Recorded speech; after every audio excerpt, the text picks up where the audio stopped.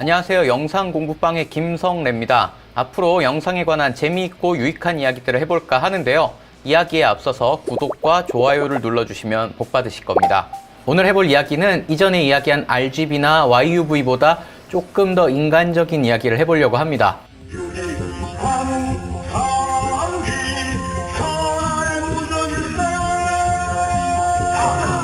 RGB랑 YUV가 인간의 시지각적인 특징과 관련이 있다고는 해도 우리가 정말 색을 그렇게 보느냐라고 물으면 좀 애매한 부분이 있죠. 많은 경험치를 가지신 분들은 근사치를 말씀하시기도 하지만 예를 들어 꽃은 RGB 값이 뭐뭐뭐야, 풀은 어떤 거고 하늘은 이 정도 되겠군, 뭐 이렇게 정확하게 말하기는 어렵습니다. YUV 값으로 말씀하시는 분들은 더더욱 없겠죠. 가망이 없습니다. 우리는 어떤 물체의 색을 이야기할 때 색상, 채도, 밝기의 개념을 들어서 이야기합니다.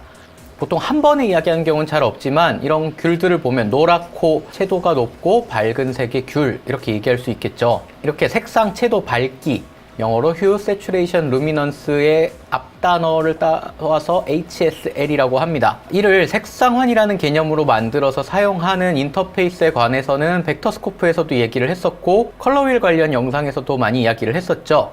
그래서 이번 영상에서는 기본적인 HSL의 개념 설명보다는 HSL이 가지는 특징에 관해서 이야기를 해보려고 합니다. 자, 오늘 이야기할 내용의 요지를 말씀드리자면 최대 채도는 최대 밝기에서 나오지 않는다는 점입니다. HSL의 모형은 원뿔 두 개를 합친 것 같은 형태를 하고 있습니다. 이런 형태를 뭐 바이콘이라고 하고 한자식으로는 쌍원추 정도 되는 것 같습니다. 그림에 나온 것처럼 X축은 채도, 그 다음에 Y축은 밝기, X축을 지름으로 하는 이제 원 형태로 색상이 위치한 것들을 보실 수 있습니다.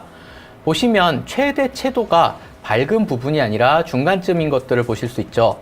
반면 포토샵에서 많이 사용하는 HSV 방식은 최대 밝기에서 최대 채도가 나오는 원뿔 형태를 하고 있습니다. 자, 사실 영상에서 HSL 방식을 쓰는 것은 사람의 눈의 특징상 자연스러운 겁니다. 두 모델에서 겹치는 부분을 가지고 먼저 이야기를 해보겠습니다. HSL과 HSV 모두 어두울수록 채도가 낮아지는 특징이 있죠. 자, 이건 다들 경험해 보신 적이 있을 겁니다. 깜깜한 밤에는 색상의 구별이 쉽지 않죠. 해가 지면서 이 건물들의 색들을 점점 알아보기 힘들어집니다. 지금 보시는 영상처럼 카메라로 촬영할 때도 마찬가지죠. 이렇게 어두울 때 색을 알아보기 힘든 건 되게 당연해 보이는데 우리는 아주 밝을 때도 색을 잘 알아보지 못합니다. 자, 선이라고 이미지 검색을 해보시면 붉거나 노란 태양의 이미지들이 많이 나옵니다. 물론 실제로 보지 않는 것이 가장 좋지만 우리가 해를 보게 되면 이게 붉거나 노랗다고 느끼기가 어려운 경우가 많습니다.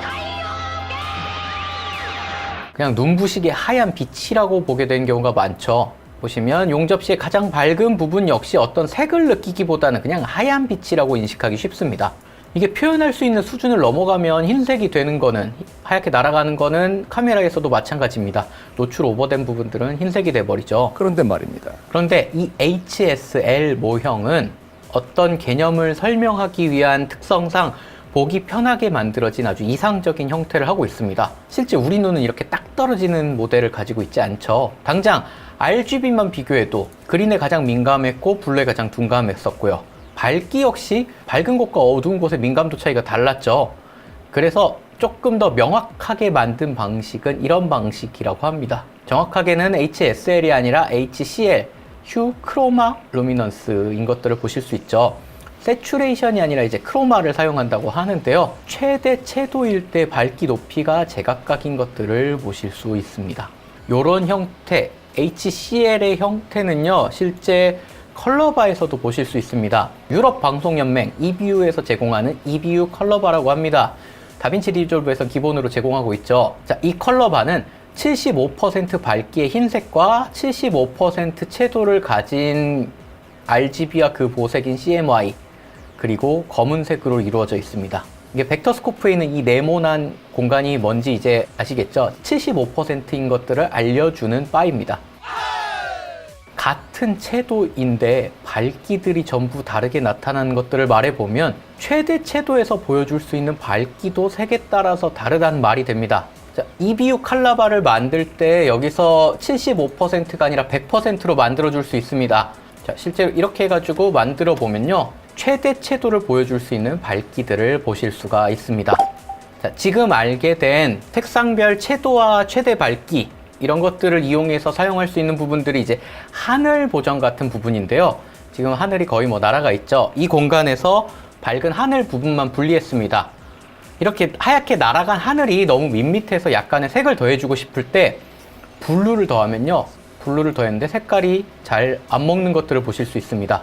자, 그도 그럴 것이 그레이스케일에서 블루를 더했던 화면을 보시면 밝은 부분보다 어두운 부분의 색이 더 잘 먹는 것들을 보실 수 있죠. 반대로 사이아는 밝은 부분에서 채도 표현이 아주 잘 되는 색입니다. 그래서 레드를 낮춰서 오히려 사이안을 더하면 밝은 부분의 색이 굉장히 잘 먹는 것들을 보실 수 있습니다. 희게 날아간 하늘의 색을 더하려면 블루 쪽보단 약간 사이안 쪽으로 색깔을 더 주시는 것이 더 수월하게 색이 먹는 것들을 보실 수 있습니다.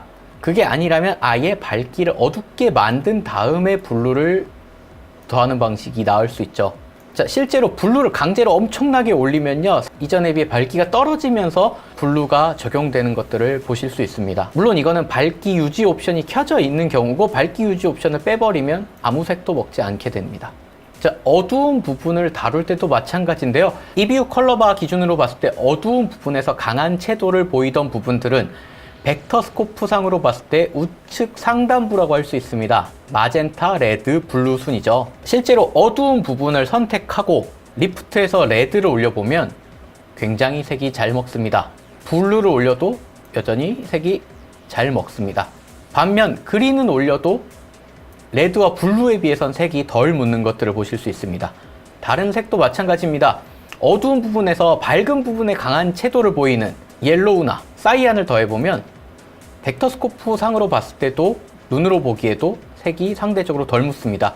레드를 올리면 굉장히 벡터 스코프가 급격하게 치솟는 데 반해 사이안을 먹이면 같은 정도를 내렸을 때 덜 묻는 것들을 보실 수 있죠. 블루를 올리면 굉장히 빠르게 치솟습니다. 반대로 옐로우는 올렸을 때 굉장히 많이 낮춰도 잘 안 먹는 것들을 보실 수 있죠. 설명 복잡함. 정리를 좀 한번 해볼게요.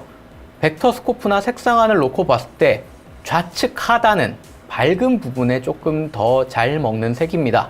우측 상단은 어두운 부분에 더 적용이 잘 되는 색이죠.